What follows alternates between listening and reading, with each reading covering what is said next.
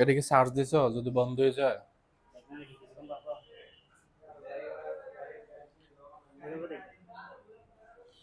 এটা তো এভাবে দেখা সম্ভব না। আসসালামু আলাইকুম, সকলকে প্রীতি ও শুভেচ্ছা জানিয়ে শুরু করছি মেডিক নার্সিং কর্তৃক আয়োজিত আমাদের ধারাবাহিক আয়োজন অর্থাৎ প্রশ্ন ব্যাংক সলিউশন ক্লাস। আমরা আজকে বাক্য প্রকরণ এই টপিকটা নিয়ে আমরা আলোচনা করব। অর্থাৎ এই টপিক থেকে বিগত সালের প্রশ্ন নিয়ে আমরা খুব সহজ একটা ব্যাখ্যা দেওয়ার চেষ্টা করব। আমরা জানি এই টপিক থেকে প্রতি বছর প্রশ্ন প্রায় এসে থাকে এবং এখান থেকে প্রশ্ন আসলে আমাদের শিক্ষার্থীরা কিন্তু অনেক বেশি বিড়ম্বনার শিকার হয় এবং অনেক বেশি পরিমাণে ভুল হয়ে থাকে। আমরা খুব সহজে আজকে এই টপিকটা নিয়ে আলোচনা করব এবং বিগত সালের প্রশ্নের খুব সহজভাবে আমি ব্যাখ্যা দেওয়ার চেষ্টা করব। খেয়াল করো, আমাদের বাক্য প্রকরণের আমাদের প্রথম প্রশ্ন খেয়াল করো, যে রহিম স্কুলে যায় এই বাক্যের উদ্দেশ্য কোনটি? মনে রাখবা, একটা বাক্যের দুইটা অংশ থাকে, একটা বাক্যের দুইটি অংশ থাকে। একটা হচ্ছে কি উদ্দেশ্য আর একটা হচ্ছে বিধেয়। কি বললাম? উদ্দেশ্য আর একটা হচ্ছে বিধেয়। মনে রাখবা উদ্দেশ্য কোনটা? একটা বাক্যের যে সাবজেক্ট, এই সাবজেক্ট হচ্ছে কি উদ্দেশ্য। তাহলে সাবজেক্ট বা উদ্দেশ্য এটা হচ্ছে কি? এখন সাবজেক্ট বাদ দেওয়ার পর যেটা থাকবে সেটা হচ্ছে বিধেয়। তাহলে সাবজেক্ট কোনটা? মানে সাধারণত তুমি দেখবা যে কে বা কারা দিয়ে প্রশ্ন করলে কিন্তু তুমি উদ্দেশ্য পাবা। কে অথবা কারা দিয়ে প্রশ্ন করলে সাধারণত একটা বাক্যের কি পাবা? উদ্দেশ্য পাবা। তো দেখো, রহিম স্কুলে যায়, তাহলে কে স্কুলে যায়? রহিম স্কুলে যায়। তাহলে আমি এই বাক্যের সাবজেক্ট কোনটা? রহিম। তাহলে কে? রহিম। তাহলে এই রহিম স্কুলে যায় এ বাক্যের উদ্দেশ্য হচ্ছে কোনটি? এ বাক্যের উদ্দেশ্য হচ্ছে কি? রহিম, তাই না? তাহলে এটা অপশনটা সি হবে। দেখে এখানে আমাদেরকে টাইপিং মিস্টেক, এখানে হচ্ছে র হবে। ওকে, এটা ও হবে না। তাহলে রহিম হচ্ছে এই বাক্যের উদ্দেশ্য। ওকে, তাহলে এখন এই প্রশ্নটাই যদি বলা হতো যে এই বাক্যের বিধেয় কোনটি? বিধেয়,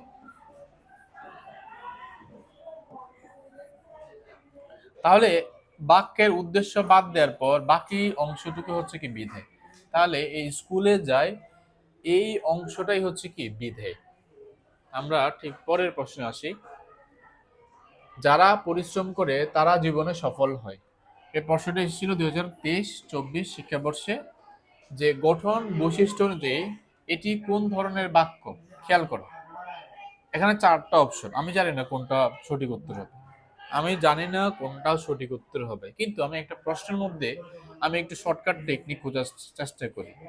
বাক্যের মধ্যে যদি যারা তারা থাকে, কি বললাম?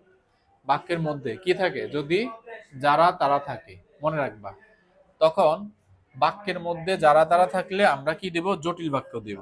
ঠিক আছে, বাক্যের মধ্যে কি থাকবে? যারা তারা। তাহলে যারা তারা থাকলে আমরা কি দিব? অ্যান্সার জটিল বাক্য। আচ্ছা আসো এবার, জটিল বাক্য হতে হলে আর কি কি থাকে বাক্যের মধ্যে আমি এটা একটু তোমাদেরকে শেখাই। যেমন যারা তারা, আমি এটা আবার লিখি, যারা তারা। ওকে, আচ্ছা, যে, সে, যিনি, তিনি, যিনি, তিনি, যদি, তাহলে, যদি, তবে, যেহেতু, সেহেতু,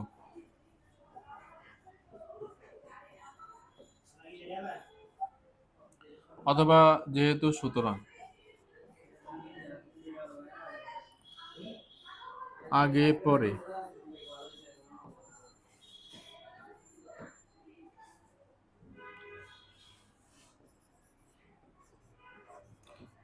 যদিও, তবুও,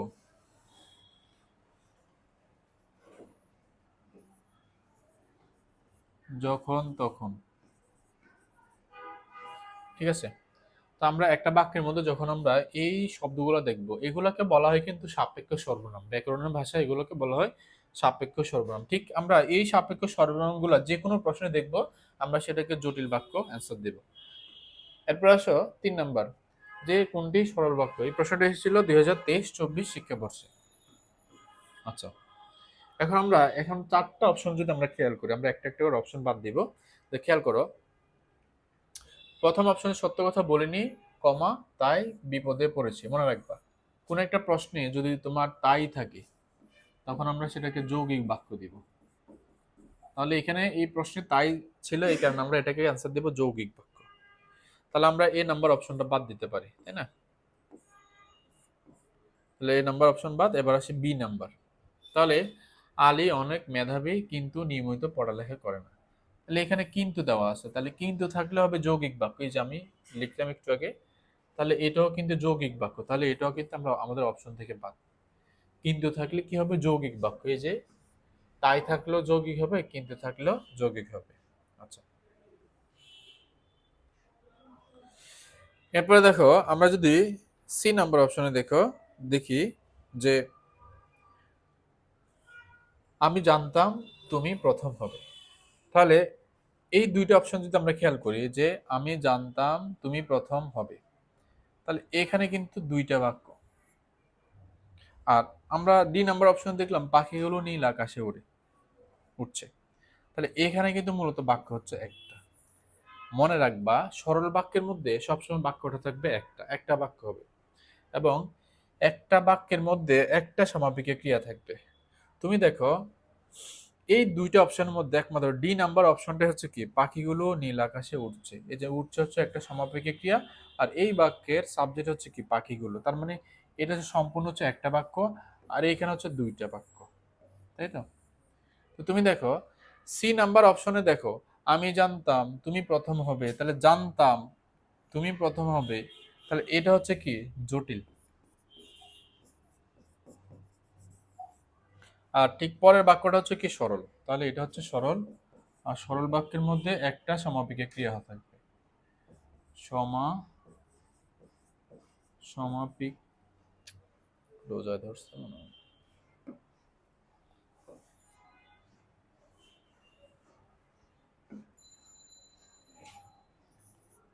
একটি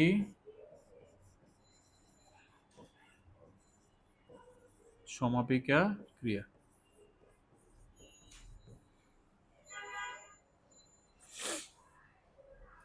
এখন দেখো আমি এটা যে জটিল, এটা কিভাবে বুঝবো মনে রাখবা। যদি দেখো প্রথমে একটা অসমাপিকা, ঠিক পরে একটা সমাপিকা, পরের বাক্যে প্রথম বাক্যে অসমাপিকা, পরের বাক্যে সমাপিকা, তখন তুমি সেটা দিবে জটিল বাক্য। ঠিক আছে, তাহলে এটা আমরা অ্যান্সারটা কি ডি নাম্বারটা দিব। আচ্ছা, এরপর প্রশ্ন আমার যাওয়া হলো না বাক্যটি কোন বাচ্চার উদাহরণ? দেখো এখানে মূলত বাচ্চ থেকে এই প্রশ্নটা এসেছিল। আমরা এটা আসছে 2023-24 শিক্ষাবর্ষে। তো তুমি মনে রাখবা যে যাওয়া হলো না, যাওয়া হলো, আসা হলো না, আসা হলো, আমার যাওয়া হবে, আমার আসা হবে, এই টাইপসের যে কোনো ক্রিয়াপদ দেখবা। আবার আমি আবার বলছি যে যাওয়া হলো না, আবার ধরো প্রশ্নটা আসলো যে যাওয়া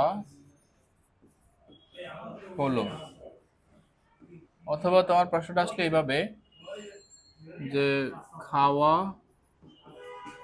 হলো না, বা প্রশ্ন আসলো খাওয়া হলো, বা প্রশ্ন আসলো আসা হলো না, আসা হলো না, বা আসা হলো।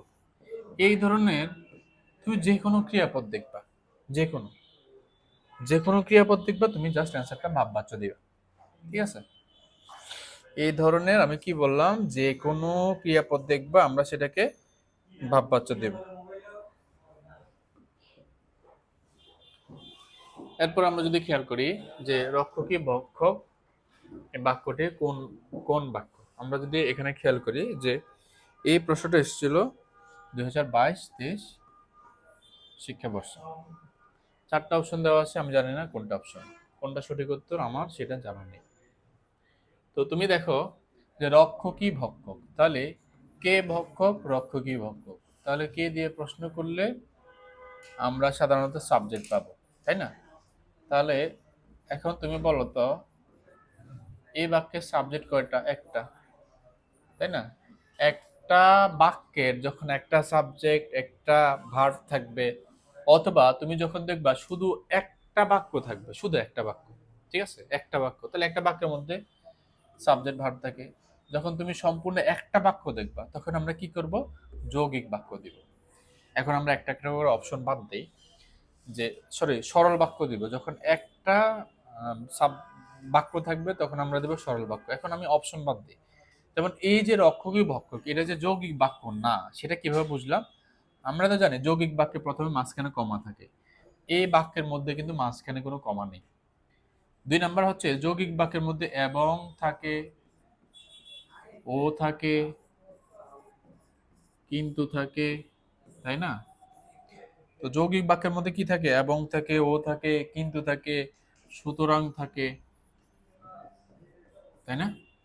তো এগুলো থাকে, কিন্তু তুমি দেখো তো এ বাক্যের মধ্যে এইসব কোনো কিছুই নেই। তাহলে আমাদের কিন্তু যৌগিক বাক্য এটা অপশন থেকে বাদ দেবে। এখন আসো জটিল বাক্য। এখন এই বাক্যটা যে জটিল বাক্য না, সেটা আমরা কিভাবে বুঝলাম? দেখো, জটিল বাক্যের মধ্যে মনে রাখবা, জটিল বাক্য যেই কথা, এই মিশ্র বাক্য একই কথা। কি বললাম? জটিল বাক্য মিশ্র বাক্য একই কথা, এরা একই ভাই। এখন জটিল বাক্যে কি গিয়ে থাকে মনে রাখবা, যে সে থাকে, তাই না? আমরা একটু আগে তো পড়লাম, যিনি তিনি থাকে, তাই না? যা তা থাকে, যখন তখন থাকে। তো এই সাপেক্ষ সর্বনামগুলো সাধারণত থাকে। তুমি দেখো তো এই বাক্যটার মধ্যে এই যে সাপেক্ষ সর্বনামগুলা, যে সে, তারপরে যিনি তিনি, যা তা, যখন তখন, যেমন তেমন, আগে পরে, যদি তাহলে, যদিও তবুও, যদি তবে, এই টাইপসের কিন্তু কোনো সাপেক্ষ সর্বনাম নাই, বা এই টাইপসের কোনো শব্দই কিন্তু নাই, তাই না? দ্যাটস ওয়াই আমরা এটাকে কিন্তু জটিল বাক্য বা মিশ্র বাক্য হিসেবেও কিন্তু আমরা নিতে পারতেছি না। তার মানে তুমি সিম্পল একটাই অপশন বাকি থাকতেছে, সি। আচ্ছা, 6 নম্বরটা যদি দেখি, যে যেখানে বাঘের ভয় সেখানে সন্ধ্যা হয়, যে এই বাক্যটি কোন বাক্য? এই প্রশ্নটা এসেছিল 2018-19-এ। আচ্ছা, একটা সহজ একটা টেকনিক, তুমি দেখো যেখানে সেখানে, তাই না? এই বাক্যটার মধ্যে দেওয়া আছে। তো তুমি যখন দেখবা যে যেখানে সেখানে থাকলে, মনে রাখবা কোনো একটা বাক্যের মধ্যে যখন যেখানে সেখানে থাকবে, তখন তুমি সেটাকে জটিল বাক্য দিবা। কি দিবা? তখন সেটাকে জটিল বাক্য দিবা। তাহলে এই বাক্যটার মধ্যে যেখানে সেখানে থাকলো, দ্যাটস ওয়াই আমরা কি করলাম, এটাকে জটিল বাক্য দিয়ে দিলাম। এই 7 নম্বরটা, বাক্যের মৌলিক উপাদান কোনটি? ওকে, আমাদের এই প্রশ্নটা এসেছিল 2019 এবং 20 শিক্ষাবর্ষে, তাই না? এখানে 20 লেখা ছিল, 19-20 শিক্ষাবর্ষে এসেছিল। তো বাক্যের মৌলিক উপাদান মনে রাখবা, উপাদান আর আরেকটা হচ্ছে কি উপকরণ। এই দুই টাইপসের মূলত প্রশ্নটা হয়, ঠিক আছে? আচ্ছা, তোমাকে এই বিষয়টা আমি বুঝাই। ধরো তোমার উপাদান যখন বলবে, তখন তুমি কি করবা? বিশ্লেষণ করবা। আর যখন উপকরণ বলবে, তখন ওটা দিয়ে গঠন করার চেষ্টা করবা। উপকরণ বললে আমরা কি করব? গঠন করার চেষ্টা করব। এখন আসো আমাদের এটার ব্যাখ্যায়। ধরো আমি তোমাকে বললাম যে রহিম, এটা হচ্ছে কি একটা শব্দ, তাই না? এখন এই যে শব্দটা, এটাকে যদি আমি বিশ্লেষণ করি বা ভাঙি, এই শব্দটাকে ভাঙলে আমি কি পাবো? তুমি সাধারণত তুমি তো জানো যে শব্দকে যখন তুমি ভাঙবা, তখন কি পাবা? বর্ণ পাবা, তাই না? তাহলে তুমি দেখো রহিম হচ্ছে একটা শব্দ, তাহলে তোমার যদি প্রশ্নটা আসে, যে প্রশ্নটা যদি এইভাবে আসে যে শব্দের উপাদান কোনটি, ঠিক আছে? শব্দের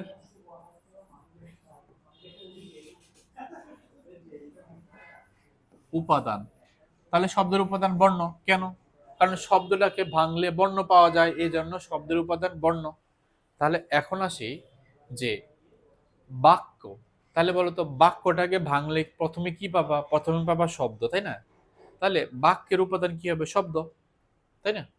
তাহলে তুমি দেখো যে বাক্যের মৌলিক উপাদান, তাহলে আমরা কি দিব? শব্দ দিব। তাহলে বাক্যের মৌলিক উপাদান হচ্ছে শব্দ।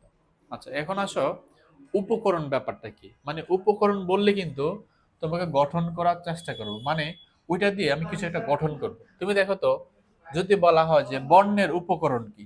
বর্ণের উপকরণ,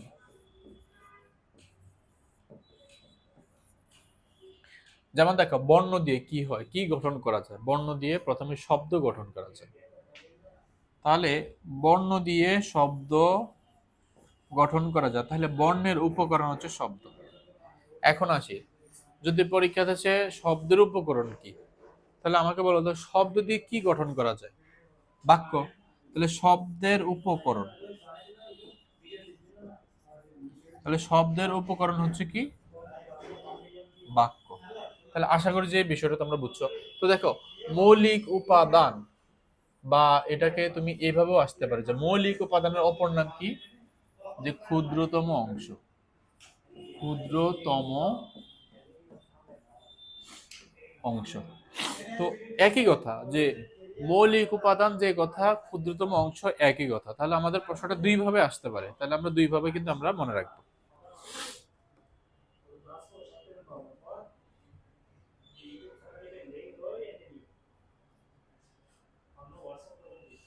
8 নম্বরটা দেখি। আমরা দেখলাম এই প্রশ্নটা আসলে 2019-20 শিক্ষাবর্ষে, যে খোদা আপনার মঙ্গল করুন। আচ্ছা দেখো তো, এই কথাটা মানে এই বাক্যটা কি অর্থে ব্যবহৃত হয়েছে? আমরা কিন্তু এটা খুব সিম্পলি, আমরা যদি খুব সাধারণভাবে চিন্তা করি, 4টা অপশন থেকে আমরা সাধারণত যে কাউকে প্রার্থনা অর্থে বা প্রার্থনার্থে কিন্তু আমরা এই শব্দটা ব্যবহার করি, যে আল্লাহ তোমার মঙ্গল করুক, খোদা তোমার ভালো করুক, হ্যাঁ, সৃষ্টিকর্তা তোমার মঙ্গল করুন। হ্যাঁ, এই টাইপের কথাগুলো কিন্তু বলি সাধারণত প্রার্থনা অর্থে।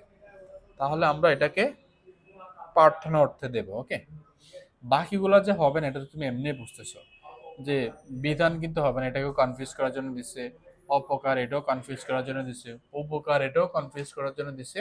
তাহলে এটা হচ্ছে প্রার্থনা। এরপর আসে জটিল বাক্যের উদাহরণ নিচের কোনটি? জটিল বাক্যের উদাহরণ নিচের কোনটি? এই প্রশ্নটা আসে 2023-24 শিক্ষাবর্ষে। ওকে, আমরা যদি খেয়াল করি এই প্রশ্নটার মধ্যে যে 4টা অপশন, আমরা একটু খেয়াল করি যে প্রথমটা দেখি, এ নাম্বারটা, আমি বলি এক, আর এই যে আর, সে করে আরেক। আর থাকলে হবে যৌগিক বাক্য। আমাকে প্রশ্ন বলা হচ্ছে জটিল বাক্য নিচের কোনটি? তাহলে এ নাম্বারটা বাদ, তাই না? এই নাম্বারটা কিন্তু আমরা খুব সহজে বাদ দিচ্ছি।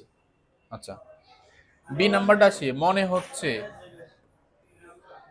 আজ বৃষ্টি হবে, এটার মধ্যে আমরা পরে আসতেছি। সি নাম্বারটা দেখো তো, ছেলেটি দুষ্ট কিন্তু অনেক মেধাবী। তাহলে মনে রাখবা, কিন্তু থাকলে হবে কি? যৌগিক, যৌগিক বাক্য। তাহলে আমাকে বলা হচ্ছে জটিল বাক্য কোনটি? তাহলে সি নাম্বারটা কি বাদ। পাখি আকাশে উড়ে। তাহলে এখন দেখো, এ বাক্যে পাখি হচ্ছে কি একটা সাবজেক্ট, আকাশে উড়ে, উড়েটা হচ্ছে কি সমাপিকা ক্রিয়া। তাহলে একটি সাবজেক্ট থাকবে, একটি সমাপিকা ক্রিয়া থাকবে, সেটা হবে কি সরল বাক্য, তাই না? তাহলে ডি নাম্বারটা কিন্তু অপশন বাদ। এখন আসি, আমরা শর্টকাট নিয়মটা জানি, যে মনে হচ্ছে আজ বৃষ্টি হবে। তাহলে তুমি এটা মনে রাখবা যে মনে হয়, বোধ হয়, মনে হচ্ছে, মনে হয় অথবা মনে হচ্ছে বা বোধ হয়, এই টাইপসের যে কোনো শব্দ থাকবে আমরা সেটাকে জটিল বাক্য দিব। তাহলে মনে হচ্ছে থাকার কারণে কিন্তু আমরা এটাকে জটিল বাক্য দিলাম। আমরা বলি না যে মনে হয় সে আসবে, বোধ হয় সে আসবে না। হ্যাঁ, মনে হয়, বোধ হয়, এগুলো থাকলে আমরা জটিল বাক্য দেব।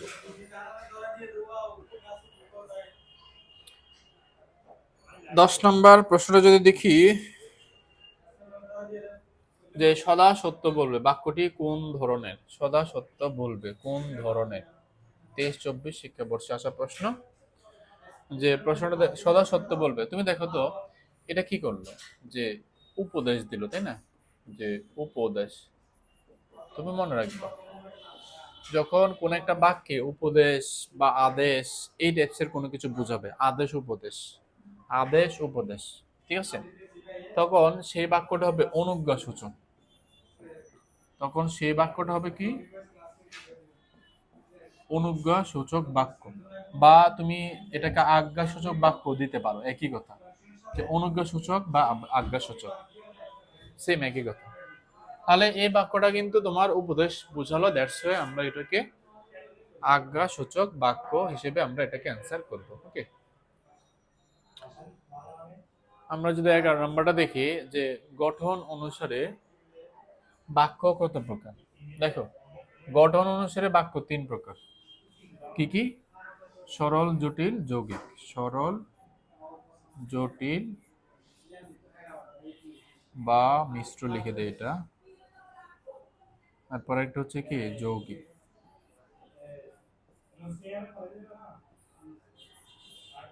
সরল, জটিল, যৌগিক। ওকে, আমরা এইভাবে আমরা এগুলো প্র্যাকটিস করে নিব। সরল, জটিল, যৌগিক। তার বয়স হয়েছে কিন্তু বুদ্ধি বাড়েনি। এটা কোন ধরনের বাক্য? আমরা দেখলাম এই প্রশ্নটা আসলো 2016-17তে। তো তুমি দেখো প্রশ্নের মধ্যে কিন্তু অ্যান্সার দেওয়া আছে, তাই না? ওই প্রশ্নটার মধ্যে শর্টকাট টেকনিক দেওয়া থাকে, কিন্তু আছে, তাই না? তো আমরা তো জানি কিন্তু থাকলে আমরা অ্যান্সার কি দেব? যৌগিক দিব, যৌগিক বাক্য দিব, তাই না? কিন্তু থাকলে তাহলে এটা অ্যান্সারটা হচ্ছে কি যৌগিক বাক্য। তাহলে আমরা কি জানলাম? কোন একটা বাক্যে যদি কিন্তু থাকে তখন আমরা সেটাকে যৌগিক বাক্য দেব। তাহলে কিন্তু থাকবে, এবং থাকবে, ও থাকবে, আর থাকবে, এগুলো থাকলে আমরা কি দেব? আমরা সেটাকে যৌগিক বাক্য দেব।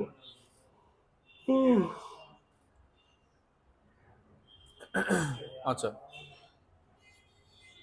এরপরে প্রশ্নটা আমরা দেখলাম যে এটা 2021-22 শিক্ষাবর্ষে আসা একটা প্রশ্ন, যে নিচের কোনটি সরল বাক্য। আচ্ছা, 4টা অপশন দেওয়া আছে, আমরা 4টা অপশনে দেখবো। আমরা নিচ থেকে উঠি। যে বিপদ ও দুঃখ, তাই না? ও একসাথে আসে, তাহলে ও আছে কোন বাক্যে? যৌগিক বাক্যে। কি বললাম?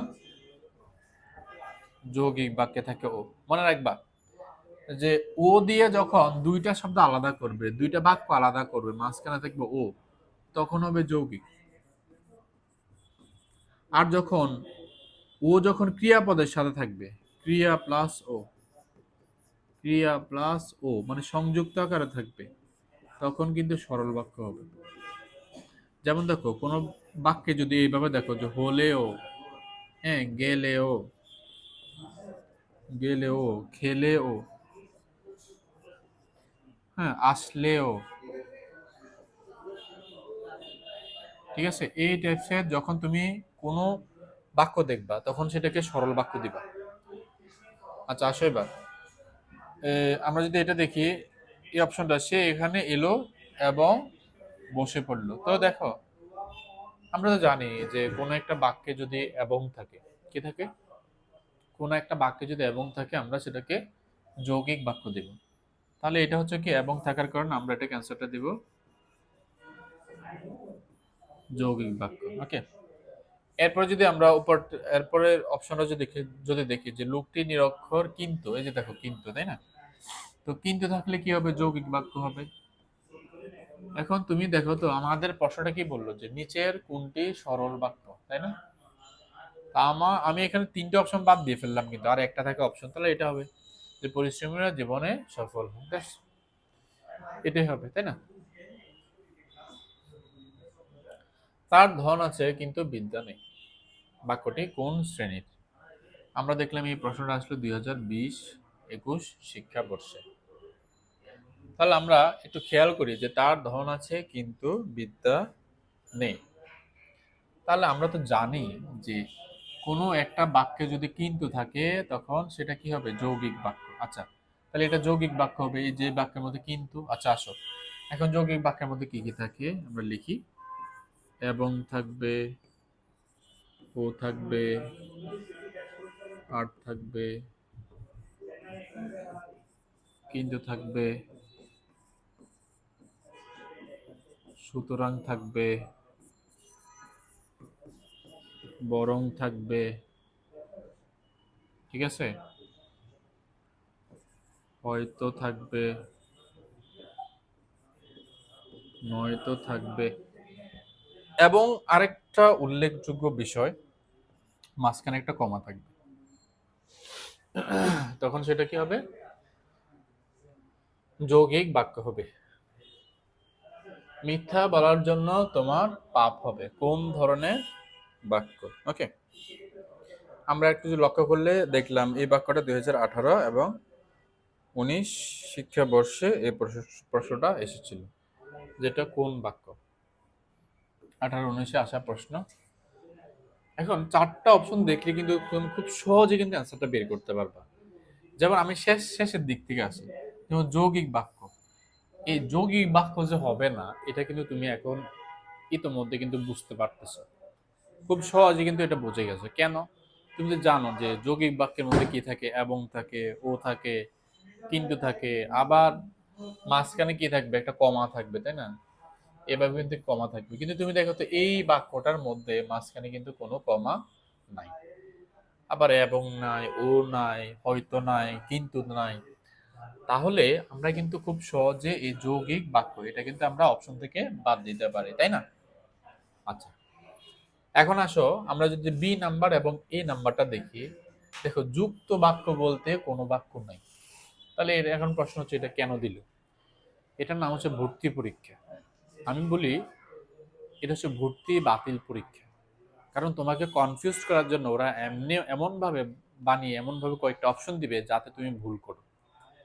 ঠিক আছে, তাহলে যুক্ত বাক্য বলতে আসলে কোনো বাক্য নেই, এটা তোমাকে কনফিউজ করার জন্য এই অপশনটা দিল। আমরা যদি এই নাম্বারটা দেখি, রূপান্তরকৃত, তাহলে মনে রাখবা রূপান্তরকৃত বলতেও এই ধরনের কোনো বাক্য বাংলা ব্যাকরণের মধ্যে নেই। কেন দিল এটা? তুমি যাতে বেশি ভুল করো, তুমি যাতে সঠিক উত্তরটা তুমি বের করতে না পারো, ভুল করো, এই কারণে তোমাদের এই অপশনটা দিল। তাহলে তুমি দেখো তো, আমরা তিনটা অপশন কিন্তু এখান থেকে আমরা খুব সহজে কিন্তু বাদ দিলাম। তাহলে আমাদের আর আছে কয়টা? একটা অপশন। তাহলে এটা হচ্ছে সরল বাক্য। তাহলে মিথ্যা বলার জন্য তোমার পাপ হবে। তাহলে এটা হচ্ছে একটা সরল বাক্য। আমরা জানি যে সরল বাক্যের মধ্যে কি থাকে? একটা সমাপিকা ক্রিয়া থাকে এবং একটি সাবজেক্ট থাকে। তো ঠিক আমরা এইভাবে যদি আমরা প্র্যাকটিস করি, তাহলে আমাদের জন্য বিগত সালের প্রশ্ন ব্যাংকগুলো অনেক অনেক সহজ হবে, এবং সামনে যে পরীক্ষা প্রশ্নগুলো হবে সেগুলো আমাদের জন্য অনেক অনেক বেশি ইজি হবে। তো আজকের ক্লাসটা ঠিক এই পর্যন্ত রাখলাম। পরবর্তী ক্লাস দেখার জন্য সকলকে আমন্ত্রণ জানালাম। তো সেই পর্যন্ত তোমরা ভালো থেকো, সুস্থ থাকো, মেডিক নার্সিং কোচিংয়ের এই পেজের সাথে থাকো, এবং নিয়মিত আমাদের এরকম ক্লাস পেতে আমাদের এই পেজের সাথে থাকলে তোমাদের সামনের পরীক্ষাগুলো খুবই খুবই সহজ হবে, এবং তোমরা খুব সুন্দরভাবে তোমাদের প্রস্তুতিটা গুছিয়ে নিতে পারবে। তো পরবর্তী ক্লাস দেখার আমন্ত্রণ জানিয়ে আমরা আজকের ক্লাসটা এই পর্যন্ত রাখলাম। সকলকে ধন্যবাদ। আসসালামু আলাইকুম।